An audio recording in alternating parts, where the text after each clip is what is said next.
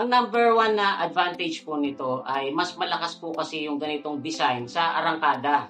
Kasi guys, kapag umaarangkada po ang isang sasakyan, lalo na pagka hard acceleration, mapapansin nyo na tumitingalayan. Kaya dumidiin yung bandang likod ng sasakyan, mas dumidiin po yung gulong sa kalsada. At dahil yung power ay nahandun sa likurang gulong, mas maganda po ang grip na magre-result sa mas magandang acceleration. Kaya although marami pong nagda-drag race na naka front wheel drive, mas marami po yung preferred na gamitin ay rear wheel drive pagdating sa drag racing.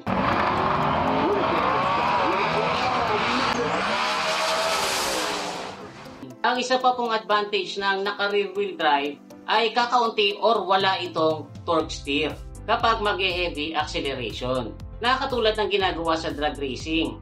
So doon po sa mga nagwa-wonder kung ano itong torque steer, ito po yung kapag ka mag-heavy acceleration kayo, ay may gawi yung steering, it's either pa kanan or pa kaliwa.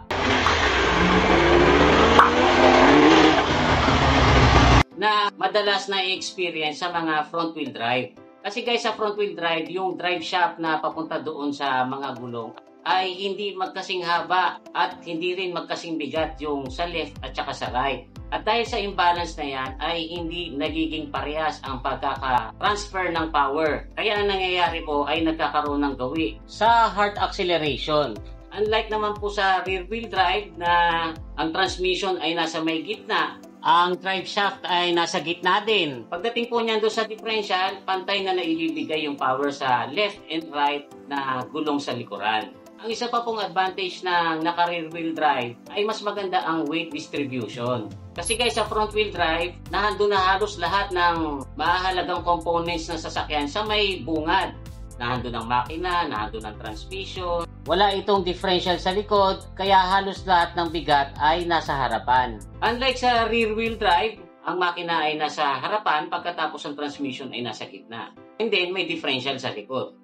At dahil sa ganyang design, mas ideal din ang rear wheel drive sa mga heavy duty work katulad ng mga paghihila ng trailer. Kasi guys, kung mapapansin nyo, yung mga sasakyang humihila ng trailer, ikinakabit po yan doon sa may bandang likuran ng sasakyan. So yung bigat po nung hihilahin ay dumidiin doon sa may likurang part ng sasakyan na magdidiin doon sa mga gulong sa likuran. At dahil nandun po yung power sa likurang gulong, mas nagiging madali ang trabaho ng sasakyan. Marami din po nagsasabi na more fun i-drive ang rear wheel drive kaysa sa front wheel drive.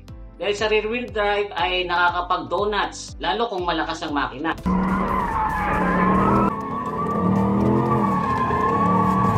Tapos although mayroong mga competition ng drifting para sa front wheel drive, mas popular at saka mas preferred ng mga sumasali sa mga drifting competition ang rear wheel drive vehicles. Kaya lang guys, although maraming advantages itong rear wheel drive, meron din po ito syempre mga disadvantages. Ang number one na po dyan ay mas pabigat po ito kaysa sa front wheel drive. Kasi mas malaki po ang transmission nito, tapos nakaduktong dito ang drive shaft na nakakadagdag sa bigat. Tapos yung differential nito sa may likuran ay mabigat din.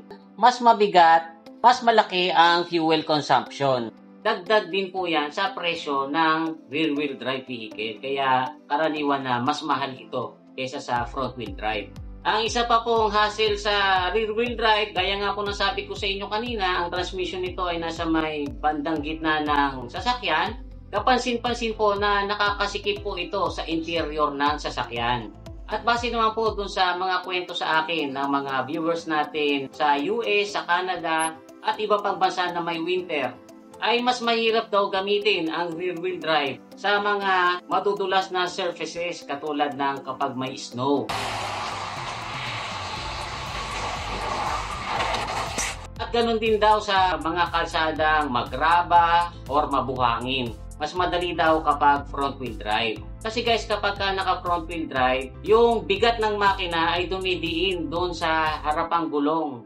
At dahil nandun yung power sa harapang gulong ng mga front wheel drive, mas kapit po ito sa mga slippery surfaces. Actually, na-experience ko rin dito yan kahit walang snow dito. Kasi meron po kaming multicab at kapag yan po ay ginagamit ko na walang karga yung likuran, tapos nadaan ako sa mga mapuputik na lugar, kuminsan ay hindi maiwasang hindi mababalaho. So pagka yan po ay nabalaho, ang ginagawa ko ay tumatawag ako ng mga ilang tao para sakyan yung likuran ng multicab para po ito bumigat at maidiin yung likurang gulong. Once naman po na mayroon na itong mga sakay na 3 o 4 na tao, kakapit na po yung gulong niyan at nakakaahon na po ako dun sa balaho. Ganun po kasi lahat ng sasakyan, walang perfecto. Front wheel drive man yan, or rear wheel drive, or all wheel drive.